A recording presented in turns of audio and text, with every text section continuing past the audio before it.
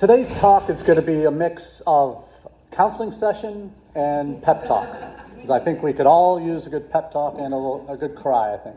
But we've done that enough over the last few months as we prepared for what we had to face. But I do want to ask a question. I want this to be a group therapy session, so let's make it that. Anyone know where this quote comes from, the top part? Yep. His Rudyard Kipling in his famous poem, If. And the piece that comes after this, keeping your head while all about you are losing theirs and blaming you for it. That I'm leaving off. But in terms of where our focus is today, is really trying to recenter where we are as an industry, because we have faced, and many of us see, what the current administration is doing as an existential threat to our existence as a profession. And there are reasons why those are valid concerns, and we've all experienced that in the last 2.5 months. What I want today to be about is being an optimist, finding that silver lining, finding that reason why we can look forward with confidence that we are on the right side of things, and we have a message that makes sense and resounds with our prospective student audiences, but also with our elected officials. And those are the things that I think bring us back. My wife and I, we used to live in D.C. for a number of years when I was working with Education USA. We moved back to Ohio, where she's from, and we started with, in 2016, we started with our son, who was kindergarten age, started him in the schools there, and they follow the Stephen Covey 7 principles of effective leadership. And one of those principles is begin with the end in mind. And really good, helpful advice for students in elementary school as they're learning how to be good students and work as a group and have something that they're working towards. And that's something that I think is important for us as a profession. Every now and again, we need to step back.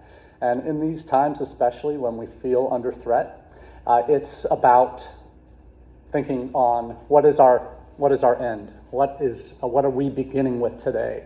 And that is and always has been, hopefully for us, while we join the profession, international education, to serve the students that we deal with every day for those of us that are campus-based, to help them realize their dreams, right?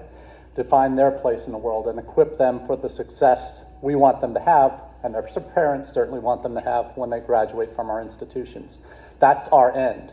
We want all of our prospective students that we meet on the road, that we converse with throughout their application process, and when they get to our campuses, to feel like we are equipping them for success down the road.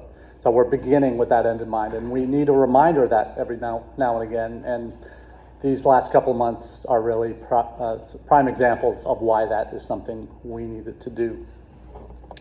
So how do you deal with the chaos theory that we are all experiencing in the last 2.5 months, that the government, with their flurry of executive orders and now all the legal cases that are being put forth, challenge those executive orders and the authority of the executive branch to do what they're trying to do? And a lot of those some of them are already getting fast-tracked and getting resolved, maybe not the way we want them to, but at least they're getting answers. And that's the uncertainty that we feel that is fueling a lot of the fears that our students on campus are feeling, and that eventually are going to affect, if they're not already, future students that might be looking to come here. So these are the kinds of issues that are clear and present in our day-to-day jobs that we need to be responding to. So what I'll do today is I'll cover the background that we're talking about here. I just want to paint a picture before we get into the meat of the presentation, where we've come in the last 8 years, responding to the first Trump administration, and where we are today and how that's different. Then talk about the issues of communication, the issues of some of the bigger picture questions that we need to, again, keep in mind as we're trying to stay on task. And then a historical perspective before we get into some final takeaways. I was a historian. That's what I studied. So, what they say about historians, yes, we're elephants. Some say dinosaurs.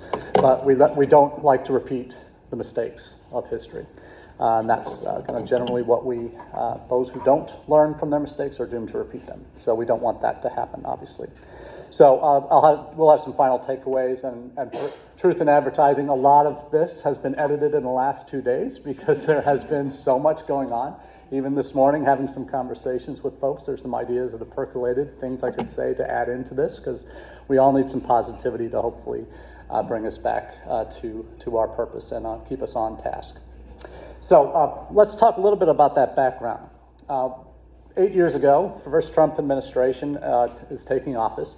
Even before he did, January 20th in 2017, there had already been a movement that had started. Anyone remember what that was? In the U.S., in our community. Who's been in the profession more than 7 years, 8 years? Thank you, exactly. I was going to say extreme vetting, but... On our side, yeah. So you are welcome here. That started actually right after the election. Jessica Sandberg, who at the time was at Drexel, not Drexel, Duke. No, she was before she went to Duke. She was in Philadelphia, and I think Temple. Yes, Temple, thank you. Yeah, Jessica Sandberg was at Temple, and a study group was part of Temple at the time.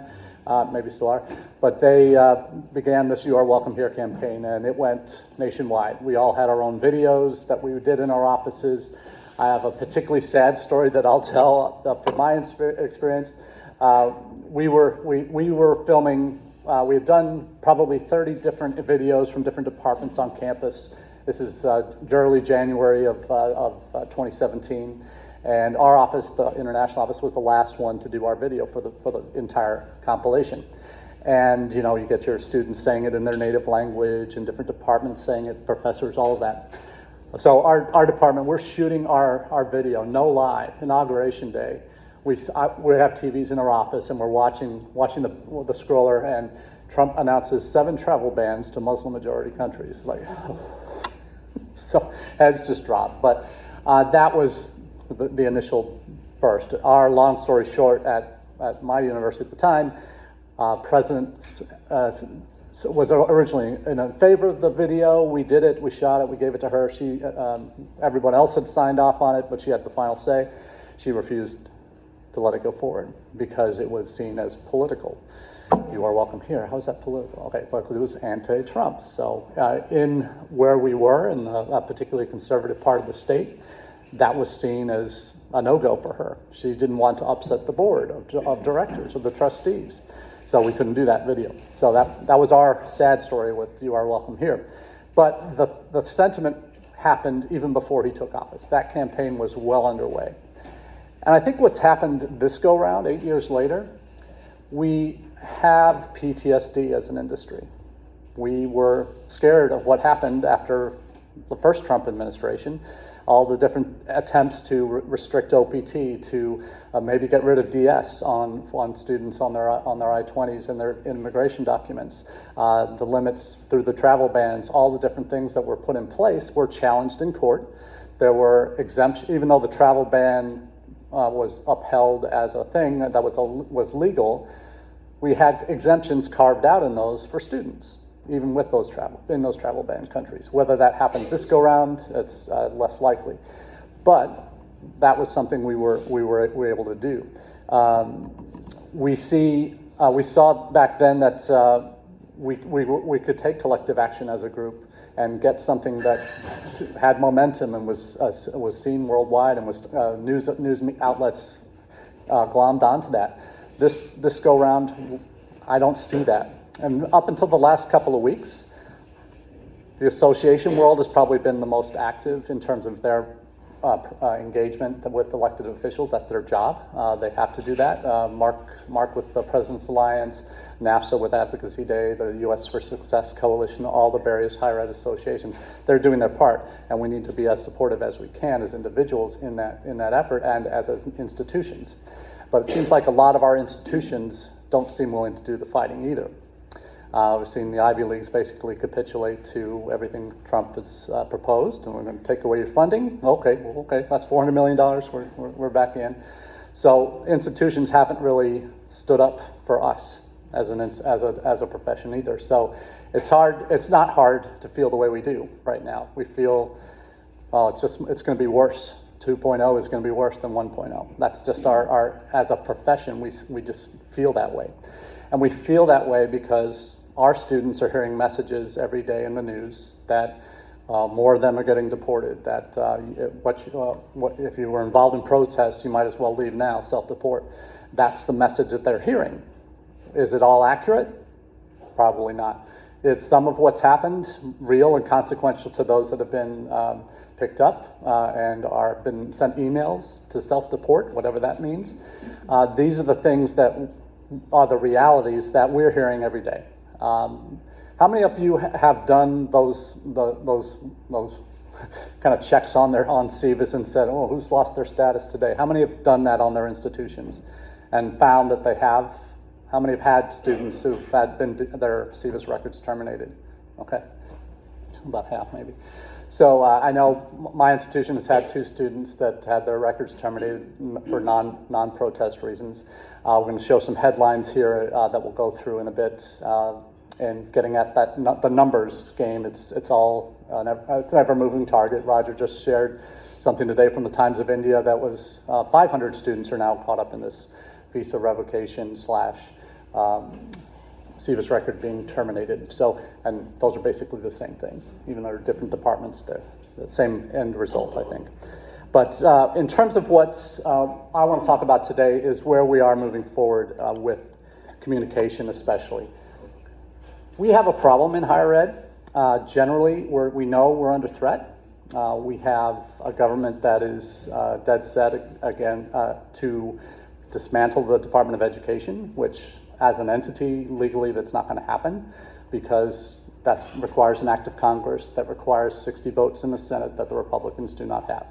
So the physical dismantling of the Department of Ed completely won't happen.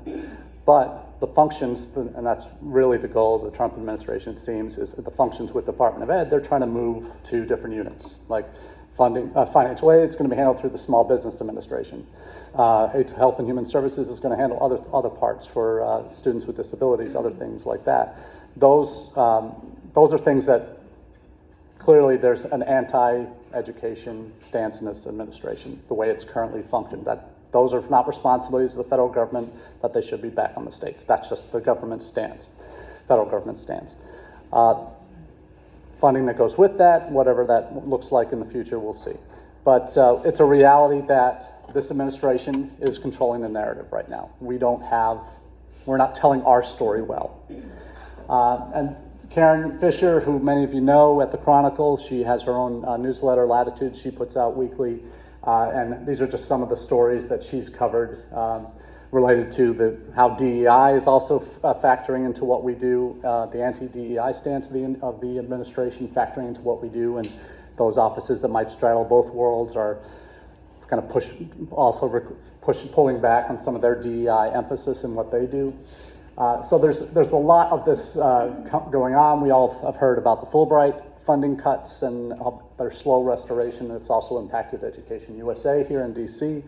So these are things that we think about daily.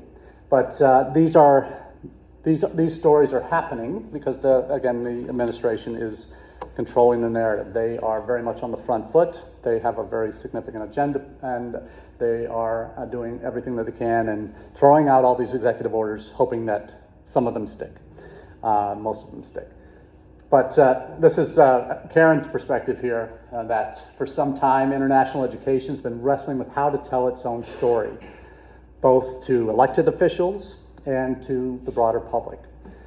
Speaking the language of policymakers makes us think about things like, for those that were involved in NAFSA's Advocacy Day that happened last week, or before that, as Mark was saying yesterday with the President's Alliance, their letter writing campaign. Those are great examples of us doing something about it. That's really encouraging to see. But that's language we're talking to our elected officials, that they like to hear dollar signs, right? And Julie Barrett from IIE shared the NAFSA's economic indicator tool that we can use to drill down to our congressional districts, to our states, to get information on the economic impact, the number of jobs that are influenced by the international students that come to our states and our districts, the revenue that those students generate for our state, for our district. All of those are the things that our policymakers want to hear. That's what they understand, dollars and cents, jobs, improves the economy, all of that. So when we speak that language, that's our way of at least stepping into a void that has existed through our advocacy efforts. So with future students, this is a major audience too. We had You Are Welcome here 8 years ago, and that helped paint that picture that our institutions, no matter how negative the administration might be in terms of their rhetoric towards international students, we were the places that were taking care of them once they come to campus. And importantly, the success of that campaign was influenced by how well we used our current students on our campus to tell our story. And I'll go back to that a little bit later on today. But we aren't the best advocates for our institutions with future students. Our current students are, as much as that's admissions 101. And first, I started out as a domestic admissions counselor at my alma mater, and that was one of the first things I learned. Even though I was a graduate, I was a paid employee. You know, I have to say that what's going to help our university sell. But our current students, our recent alumni that didn't have affiliation necessarily with as staff members, they could tell the authentic stories that future students want to hear.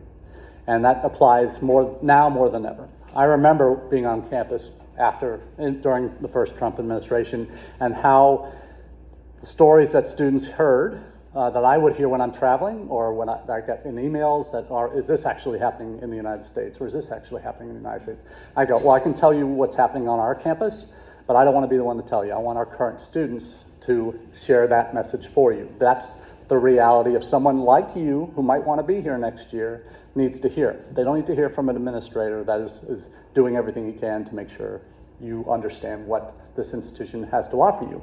The current students are going to be the ones that can help you understand if that makes sense, if that's worth the potential risk of coming. But actually, hopefully, the benefits outweigh those risks. So telling our story, how we do that to our audiences, both through our elected officials, to our future students, but also internally on our campus. Now more than ever, senior administrators are deluged daily with different aspects of executive orders or threats to pull funding and other things that are happening that they have to respond to, and they don't necessarily have time to get into the weeds on everything. So they might not know how deep and wide the fear is amongst your current students. So the managing up piece is going to be an important part of our overall success as institutions and as international educators moving forward. So let's focus on that bigger picture. And this is the hardest thing we have to do in international ed right now, separating feelings from facts in terms of how we approach our day-to-day.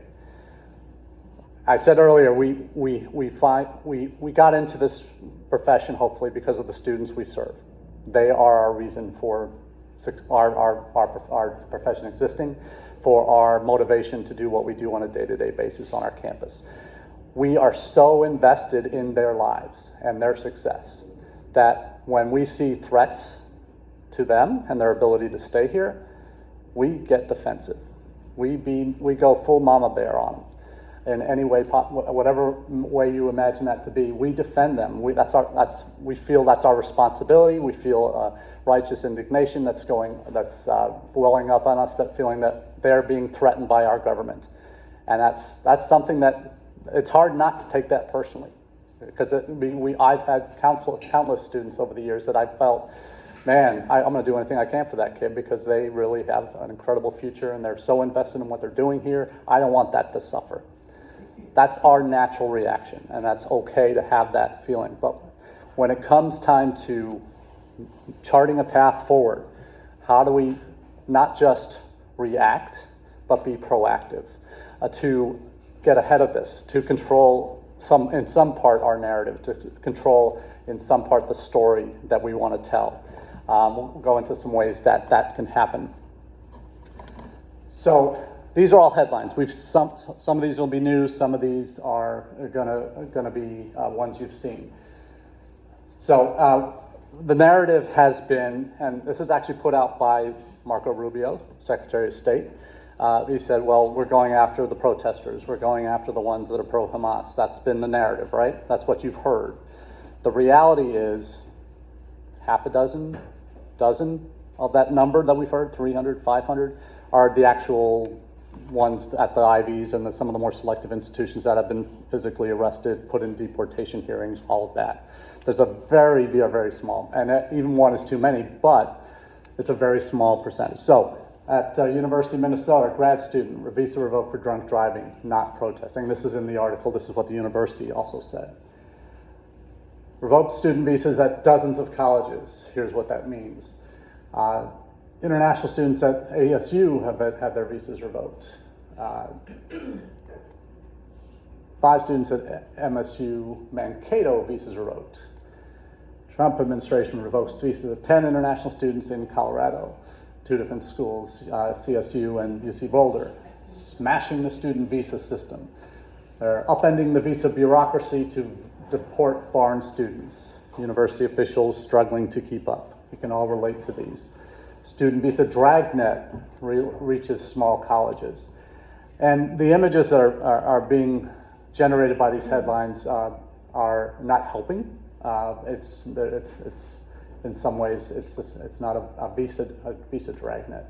However, the decisions are being made. We'll get to why in a bit too. But there are students that are taking action that we heard yesterday. There are a couple students in California and Pennsylvania that are now suing over the revocation of their visa status. So that's been, I think, probably the most consistent advice I've heard from different campuses is, hey, get an immigration lawyer, you're going to need it. If they get that notice, your CVIS record has been terminated, you have 60 days to self-deport, whatever that means.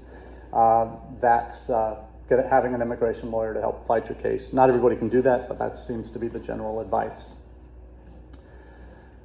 Why, and this is coming from Times of India. Again, they are hypersensitive to anything that affects international student access in the United States. And they are usually out front on some of the reporting, but not always most accurate. They're the ones that reported up to 500 now have had their visas terminated. So this is interesting.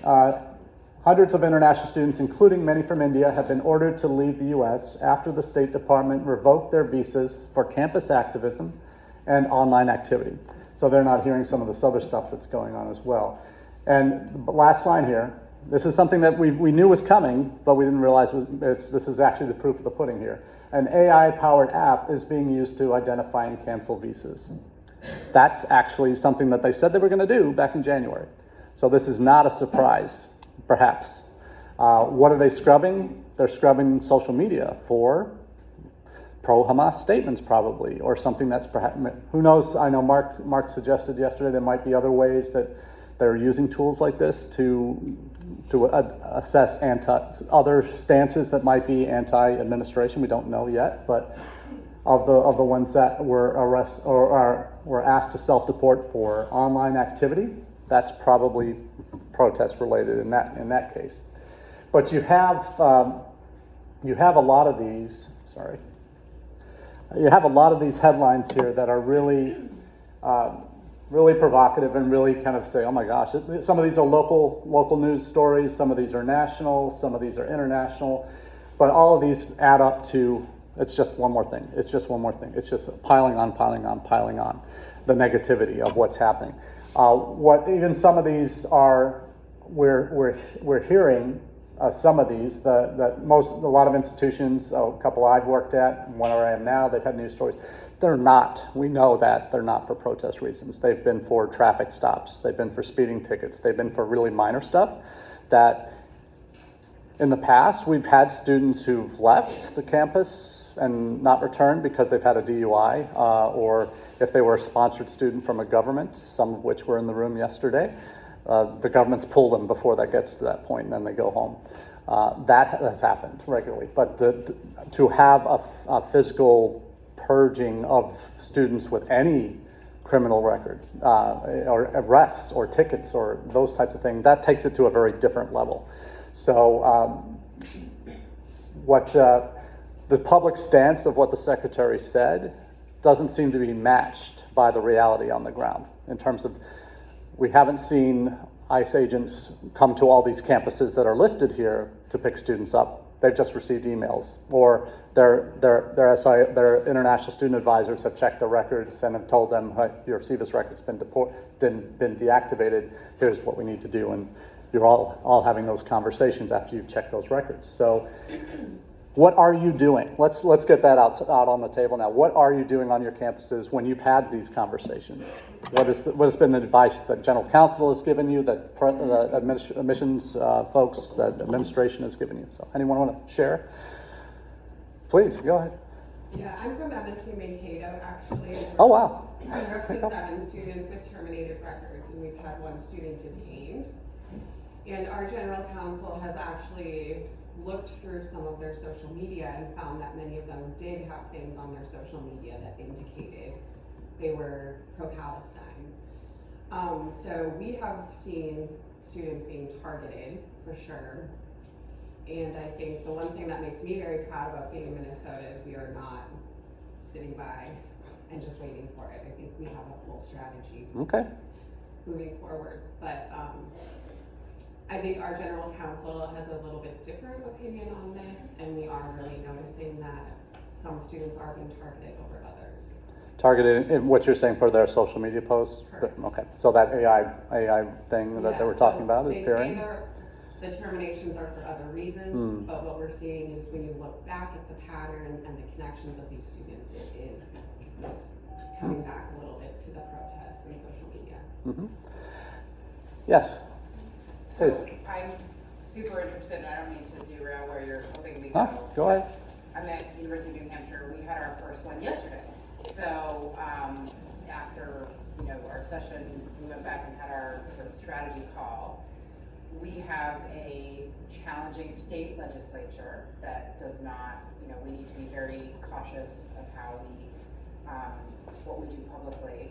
I'm interested in what your strategy is, and particularly around a couple of things. We've been getting a lot of press questions, and so we have a statement that I literally just approved to say this is what we can say. It's very much protecting the actual student, not talking about that person individually, not talking about what was said or what we think the reason was. But the questions that we still have are, to what extent should we be proactive within our community about talking about this, and how can we put the rest of the community at ease to the extent that we can. So I'm interested in our general counsel, as you might expect, wants us to be as cautious as possible. So I'm just interested in what are the strategies that people are actually doing. Yep. So in terms of you're on campus, your communication with the students, what has been your advice to them, the 7 now that are caught up in this? So we've implemented weekly listening sessions where we have our Dean of Global Education and our PDSO there, just to hear what student concerns are. But we are trying to dispel some of this misinformation about if you have protested, this is definitely going to happen to you. We do not know that. I think the biggest strategy that we've taken for students specifically is showing them how they can track their own CVIS record information so that they can feel more comfortable about that. And also giving them the resources outside of our office, like the counseling center and our legislators. And we're actually telling students they can reach out. And then we have a system. At the system level, we do have general counsel looking into, I'm not sure what, but I know there are some lawsuits and things we've looked into. Are you giving them legal representation? Our university is, we have found a firm that will give them free consultation and that we know have significant experience in F1 visa. Great, thanks. That's great. Thank you for sharing that. Really, that's important. Anyone else campus-based? Yeah. Actually, I wanted to follow up. Sorry, one more time. We've also had terminated students at our university, so you mentioned you had strategy in place. I was also very interested to hear. You just mentioned though you're giving your students the ability to check their own status. I assume CVIS terminated. How are you doing that? So, I think many of us have Teradata or Synapses. And if you have that, it does show on their profile right at the top usually. So it says, what is your CVIS status? And it will say active, draft, initial, terminated. And so if you're downloading and syncing those two things, we're doing it daily at this point because of everything. we've then been able to show and put out a little video on here's how you go into your record to see everything, make sure your address is updated and all of that. And we didn't have any glitches with the system because we do not rely on Never. synopsis rather than, more CVs directly, and we are checking basically because our students, the 3 that haven't terminated, have not been informed about anything. We have not been informed, so we're just checking on regular basis. 2 times a day actually. We used to sync the systems weekly, we're now doing it daily and sometimes twice daily to ensure that students can see the most updated information. Sorry, I'm not trying No, this is great. I think this was needed, that we having these conversations. Roger, do you have something to add? So I work with about 15 universities. Dangerous thing giving Roger a mic, so. Can you hear me? Gosh, so much. Firstly, your students do have rights, do have due process rights. So if your general counsel refuses to consider support under those rights, then that's probably a case of anticipatory obedience at your institution. And you know what? If you're in a red state, if you have a virulent senator, I get it. I totally get it. But you should be aware of that, right? Because you should be able to go to your general counsel's office and say, wait a minute. And we should be very clear-eyed about this. There are going to be some general counsel's offices who are always going to put the profile and needs as they understand it of your institution first. But it's worth the conversation. The New York Times actually this morning saying 300, so I don't know where Times of India got the number from. But that's the message we're going to have. But to your point, Marty, we're also reminding prospective students in the field. You may be aware, if you're in the work, that the DS-160 document required prior to visa appointment is now being required closer to appointment. I'm pretty sure that the consulates and embassies will use that process to troll through social media and to check for any prior issue. Yep. We have identified students who had overstayed their welcome in the past, somehow got their F1 again. They're going home now. They're going to be pulled and taken. So the advice to your recruiting admission enrollment officers has to be, if you are admitting a student, check they did not overstay a prior visa to the United States, because that's an automatic red. Right. Especially now. And then unfortunately, actually, you want to have a drink at a bar and then drive home? Don't. Right? I mean, now we have to go back to the campus co-curricular student success process. It's almost like reorienting our international students all over again. Exactly. Because they cannot afford to get in a fight with some drunk, because that's going to have them gone. And last but not least, I remind all our partners, 300 out of 1.12 million. Right, so we're for the 10,000th place. I've got a stat on that later, so thank you. So I just think that's all really important. But talk to your general counsel, because they do have due process rights. It's just a question whether the university is going to support those or not. And the vast... I may interrupt first of all. I wanted to just add a little comment here that there is a website for students to check their visa statuses. And it is from the State Department. So if you're receiving emails about visa revocations, because we've had 15 on our campus, so we've been really in depth into this issue. The website is ceac.state.gov. ceac.state.gov. Right, Okay. and they would just enter in that they're a non-immigrant visa, their visa case number, and then they would be able to see whether their visa has been revocated. Good. And One more point here, sorry. Termination duration of status does not mean you're illegally in the country. Right. And that's the other piece your lawyers have got to work with the student around, because they may very well be able to go. I suspect within weeks we're going to be dealing in our ISS offices with students who were planning to go home for the summer, but are now not going to. You're probably nodding, you're nodding the wrong way. Especially if they're on those lists that we saw yesterday, which will probably be revealed before summer hits. But thank you all for those contributions. I think that's something we needed to have, and if there are more of those, certainly I welcome them. One thing I do want to touch on, how our messaging needs to change for future students, because that's what I do primarily, is working with our future students. Roger made the point about, hey, if you're going for your visa appointment and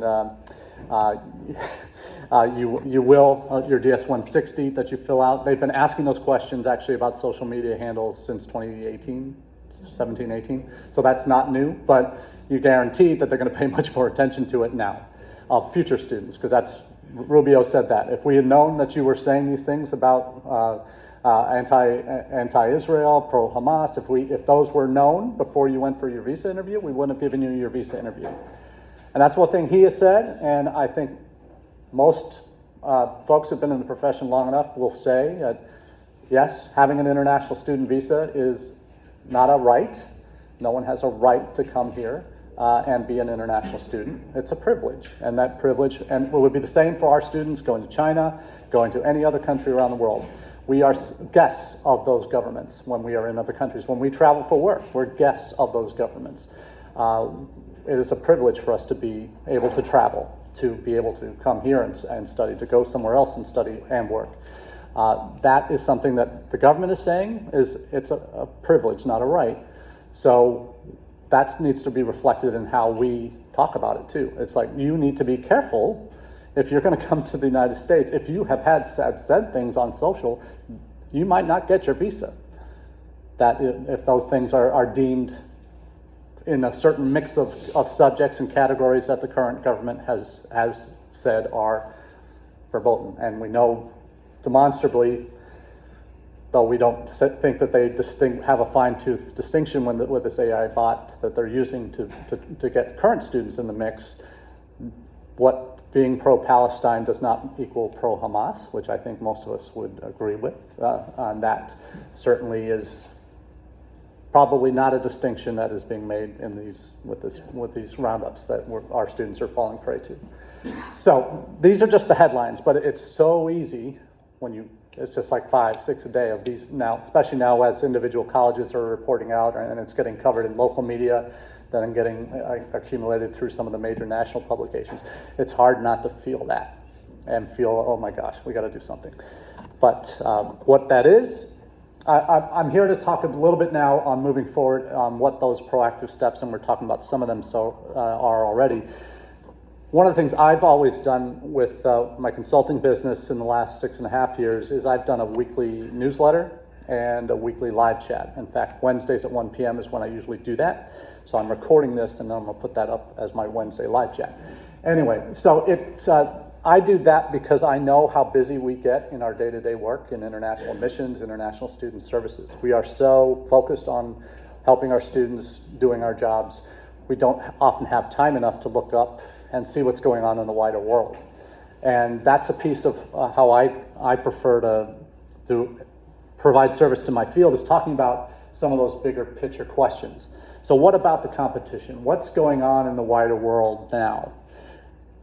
Right now there are 4 major destinations, have been for many years, for international students that are traveling, going abroad. US, UK, Canada, Australia. Those are the big 4, they call them. Like we have big 2, India and China, as our recruitment sources primarily, but big 4 for where students are primarily going.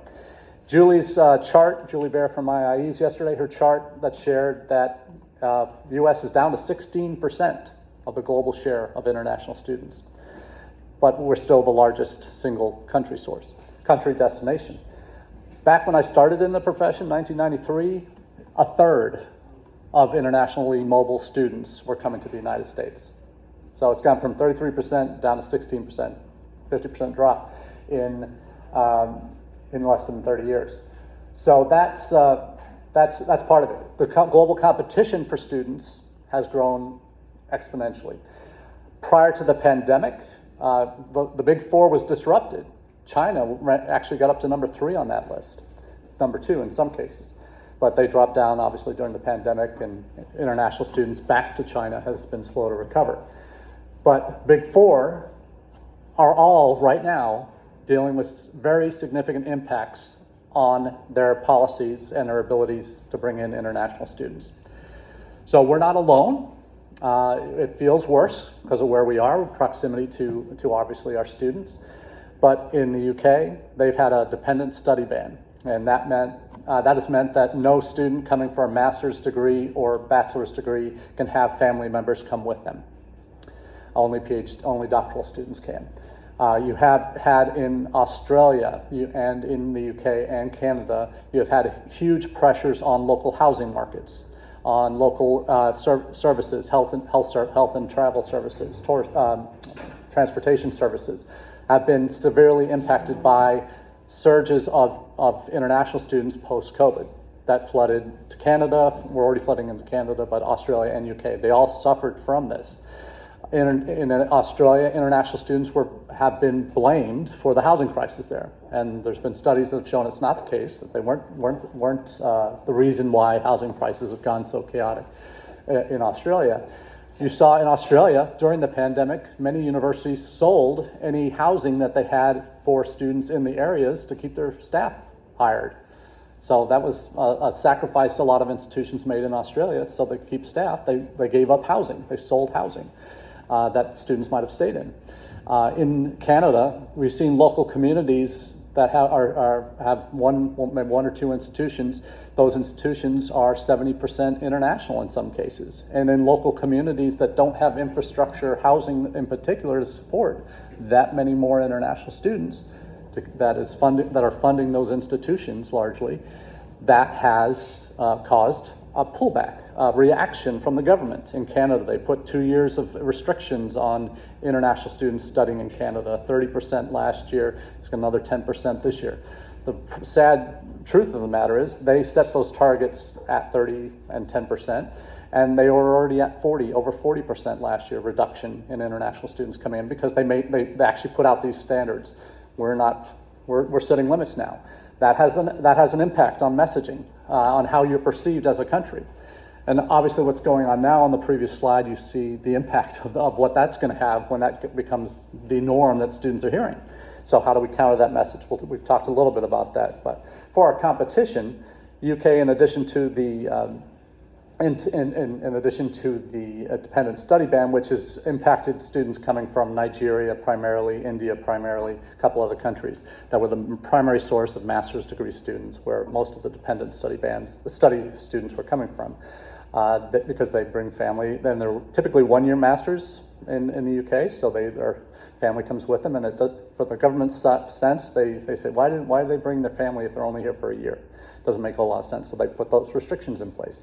But there were institutions in Scotland, in the UK, that would tell students, even if you have an offer letter and you have a visa already, if you haven't arranged your housing, don't get on a plane to come. They were telling students that a couple years ago. And that has had a cumulative effect on the government, and their government has said now, in the current government in the UK, they're saying, well, we're supportive of international education, but we're not necessarily going to push it out too far and make it a primary tool of how we're going to show our support for what you do. So they're not going to do anything like one institution wants the dependent study ban overturned. That's not happening.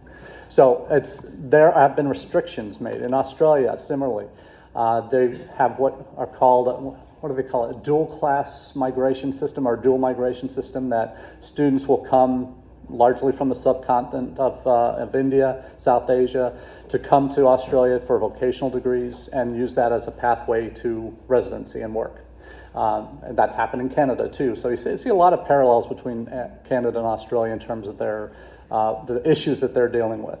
You've seen the government in Australia say, what the anticipated next government coming in is also going to be making reductions to international students there. And they've not put the card caps that Canada has put in, but they're already making moves to further restrict international students. So of the Big Four destinations, we're all suffering. We all have our own unique challenges. So who's filling the void? Who is going after those same students? Again, that increasingly competitive landscape that we're talking about. One of them is Russia. Believe it or not, they're doing what we used to do in Africa with our USAID projects. They're now throwing scholarship dollars in Africa to try and allure those students to come to their institutions. They don't have a lot of friends in the world. They're going to Africa and spending money to bring students to their campuses. China did the same thing with their BRI, Belt and Road Initiative, starting in the late noughties through to today. They funded major projects, infrastructure projects, education projects, transport projects throughout South Asia into Africa and even into Europe and Latin America. They've used that as their soft power influence. And they've built these relationships with these countries, and that's what drove a lot of the students to China pre-COVID, are scholarships that the government had put in place to help bring international students to China. So we're seeing competition only getting stiffer.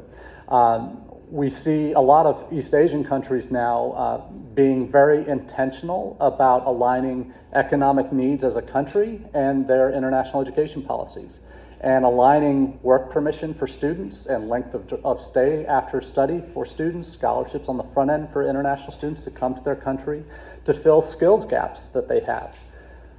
A lot of that was some of the motivation probably in Canada for becoming as welcoming and open to international audiences as they had been, but it wasn't probably in the most organized structural way. They've tried to address some of that with their skills list for post-study work, but they've even pulled some of that back. But in other Asian countries now, East Asian countries, Korea, Japan, Taiwan, even Vietnam and Thailand are becoming hubs for international students, particularly Chinese students that are now looking for other options. Hong Kong has become a major source our major destination for Chinese students, not just proximity, but obviously quality education. So the competition has only gotten stronger and is now taking those students that we're not. We've seen stories about visa revocations reaching an all-time high for the U.S. When I was working at EdUSA, back in the late noughties, the global visa approval rate was about 80%. It's down to 60% now this past year. So we've rejected 20% more international students over the last 30 years than we did back in the mid-90s. So that's a reason why we haven't. There are particular reasons in certain countries. India was a big chunk of that last year.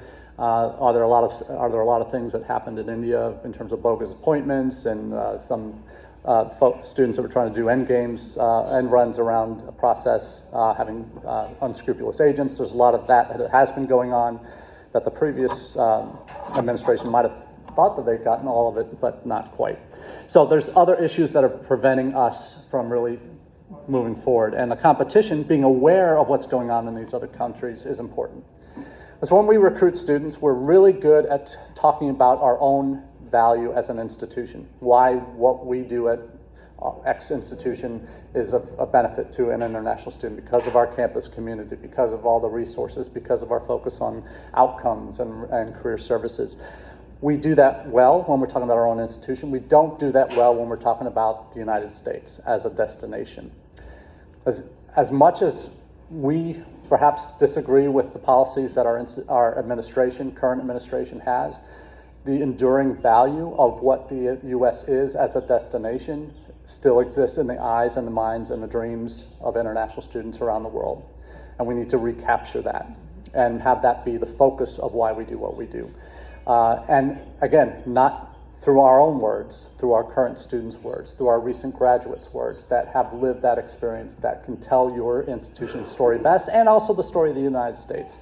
Because that is why my family came to the United States when I was 5 years old. I was born in England. My dad worked for a company that had a offices in London. They moved us to the UK, from the UK to the US. So that was his dream, was to bring my dad's dream was to bring his family to the U.S. and provide a better opportunity for us. And that's the dream that international students have when they come here. They want a better opportunity. They want to learn in the greatest country on the earth. Whether we are or not is obviously up for debate. But we are, in terms of our reputation overall, over history, over 250 years next year when we hit our anniversary.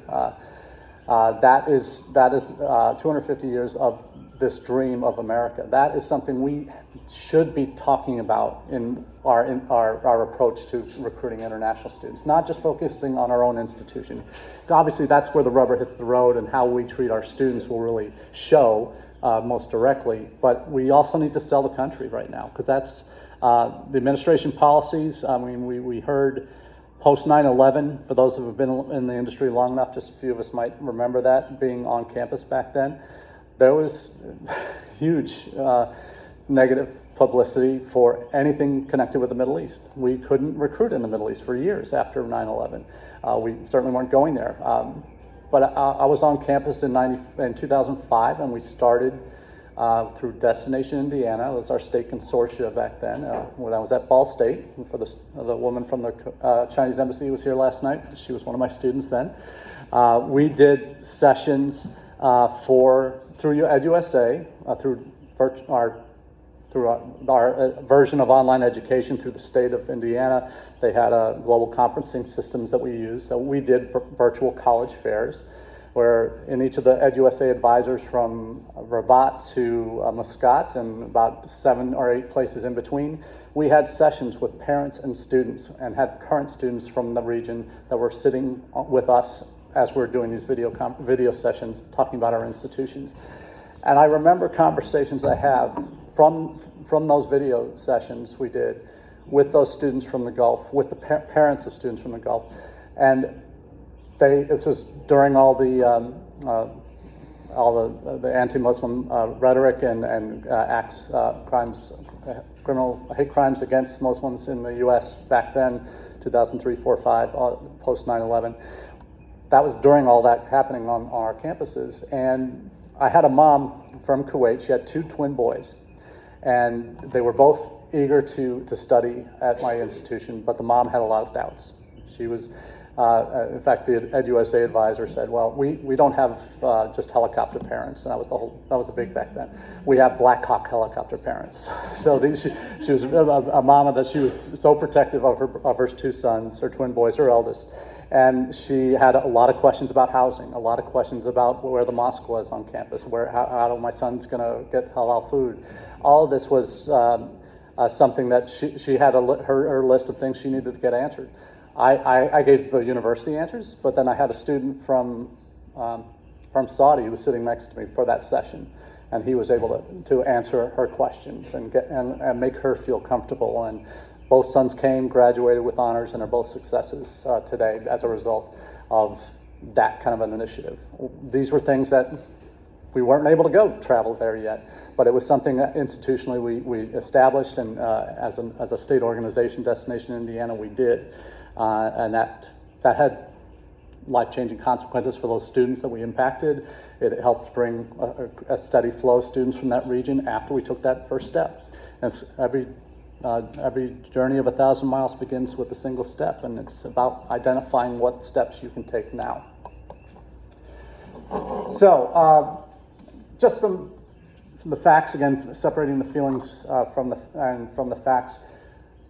Trump overall, in his first term, first 3 years, 17, 18, 19, the overall international student numbers still were going up. COVID was obviously the down year in 2020.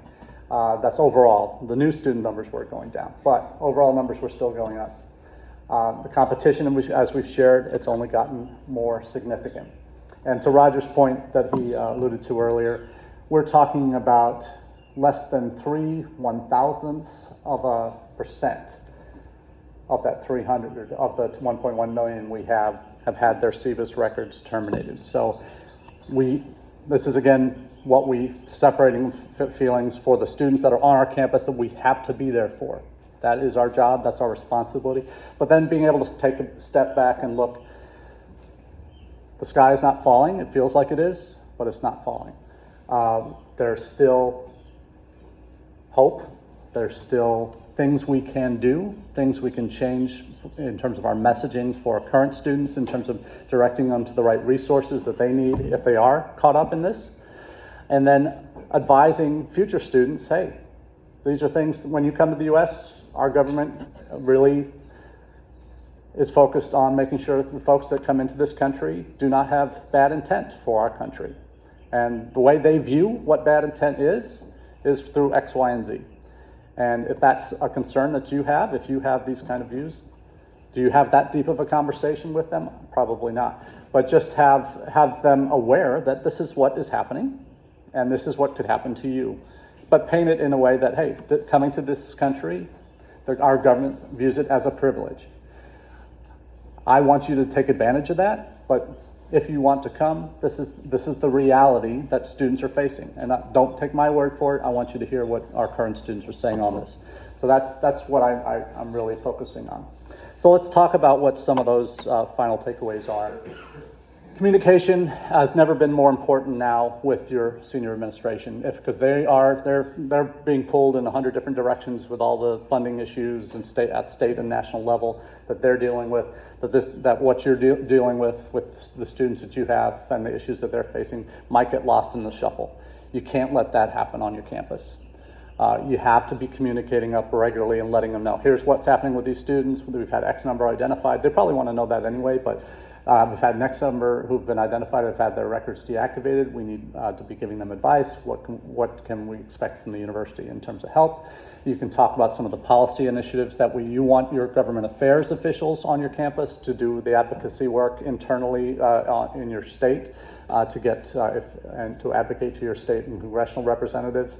We just had a bill passed in Ohio, SB 1, that finally passed after a couple of years, that now prevents, it was masked in a lot of anti-DEI legislation. We're a red state, obviously. That was part of that goal the last couple of years.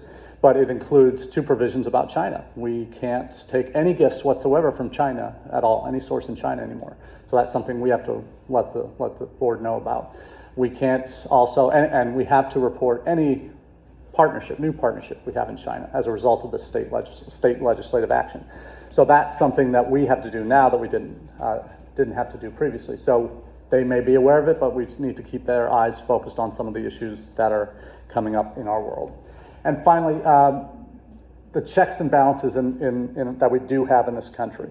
We saw that in the first administration. The courts eventually checked a lot of the things, the DS approach and the travel bans. Some of them were knocked back and redone.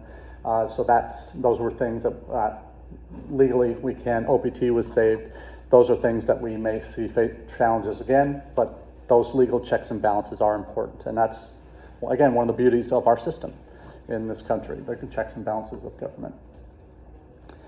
So don't shy away from your future student concerns. You're deep in the middle of it with your current students, and some of you are ISSS people, not recruitment people. Some of you are both. But don't lose sight of communicating those messages and working with your ISSS offices if you're on the recruitment side to include them in the mix, because that current student perspective is going to be important now more than ever. And the second point, focusing on the cost and value proposition. We all have that in one way or another in our literature. Talking about that now, and I've even done this with some of our agent partners in Southeast Asia that are in price-sensitive countries. I say, here's the overall cost. If a student's on a scholarship, here's what the average would be. If there are students doing a co-op in engineering, here's how much more they're going to earn. And then it brings it down, working on campus for a couple of years in terms of the money that they can earn, and then looking at the overall cost of the degree, and it brings it down to less than half of the original cost, sticker price. So whatever you use to get that, focus on those outcomes, having the data on how many of your students get jobs, not just overall, but how many of your international students get jobs that are actively looking. Having that kind of data that you can say, hey, look, these are our students, here's where they've gotten jobs. Even if you don't have the full-on data for international, have some anecdotal stories you can tell of students who've gone on and gotten jobs at some of the companies that they will have heard of. Those are things that can really make a difference if it can connect with a prospective student from that country or in that program that your current international student has studied. So make those connections. And focus on trust and openness, authenticity as much as you can with your future students, and letting them know what the reality is, as they want to know that, and they're due that. And you do yourself and your institution a disservice if you don't share what's going on, but in a way that obviously is reflective of what's happening with current students. So that's me. I'll leave my details up there for you.